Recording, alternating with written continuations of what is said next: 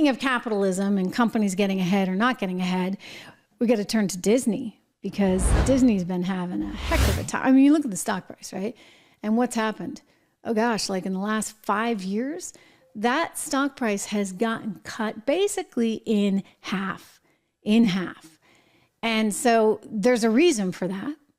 And you've heard me talk about this in the past. The reason has everything to do with Disney itself as a company and its desire to become, well, more and more woke, more and more political. They admitted it, actually. In their September filing, their annual report, they said, sometimes we're kind of out of step with where our customers want us to be. We have political views, et cetera. Well, these political views are getting them kind of in a bit of trouble, a lot of trouble. And the last few movies they've had have been total flops. Like, they've lost a lot of money. They've had to now postpone that Snow White remake that they were going to do. That's costing them hundreds of millions of dollars. Bob Iger, he came back into the seat. Everybody's like, okay, maybe he'll get it together. Oh, he hasn't gotten it together yet. He brought in the CFO from Pepsi in hopes that that guy will help them rein in their costs. But, ultimately, you can do all the cost cutting you want if you don't have a good product. If you don't have a product that people want to embrace, then fundamentally, you got big challenges. And Bob Iger, for a while, he was coming out with all those hits. I mean, think about it. Frozen, I think, was under him. And Frozen was a big hit, had some good musical numbers. Now there's talk that Frozen's going to come back and Elsa's get a different sort of sexual identity, whatever. I don't know if any of that's true, but if that's the case, then I'm sorry. A lot of people may not go to Frozen, and that's capitalism kicking in for you. And you'd think he'd know these things. Anyway, I get to it because a lot of people now are growing worried about Star Wars and the Star Wars franchise, which a lot of men liked and identified with. I was never really into it. Full disclosure, guys, I just never really, but I'm a girl. I don't know. I just never really, I just remember Princess Leia. I went as her in the costume one year. Not the costume you might be thinking of.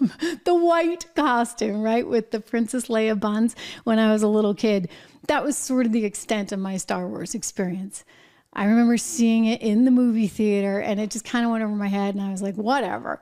Anyway, a lot of people love it. I get it. They love it, love it, love it, love it, love it. And now they're like, because they've hired this woman from Pakistan to be the new director. Now, she may be great, right? We just hope that this isn't like a Claudine Gay situation. You hope that she's not getting hired just to check off some box.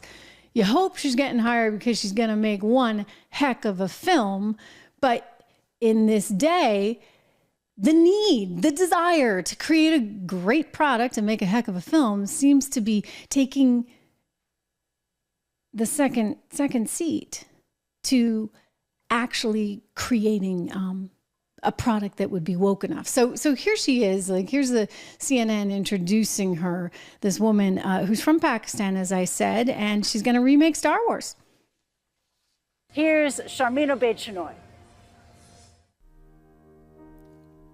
I'm very thrilled about the project because I think what we are about to create is something very special.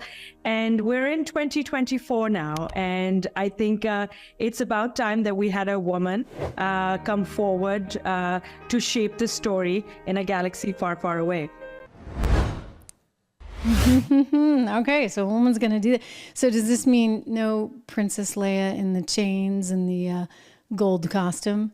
Yeah, that's the other costume. That's the one you all think about. I get it. I know. Anyway, I'll give her the benefit of the doubt, but I certainly hope that we can start getting back to a place in society where we're hiring the best people, not the people with the right political views of the moment. Because the minute you start to do that, guess what? You start losing diversity.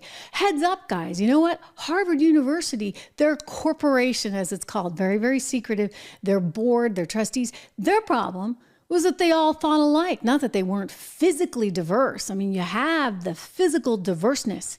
But if you don't have diversity of thought, if you're never challenged intellectually, then how do you really have any diversity, for goodness sakes? You got a bunch of woke, group-minded thinkers who all think they are doing the best job, and they're not. And that's coming out at places like American universities, and it's coming out in companies as well. I mean, Disney, I think it's kind of cooked. I don't know. Like, I mean, I look at this one and I'm like, geez, you know, guys, you had everything going for it, but in hiring a lot of employees that had this woke mindset, you started to sacrifice diversity. You really did, because you have no intellectual diversity. Everybody's thinking alike. And so sure, well, you know, you have physically people who check certain boxes. If they're all of the same mindset, that you're not going to actually get any better as a company. You're not actually going to be challenged. You're just going to do same old, and double down on the wokeness, which, by the way, the rest of America has absolutely no interest in. So can they pull itself out of the hole? I mean, I look at the stock price as well, and I'm not sure that 2024 is going to be the year for Disney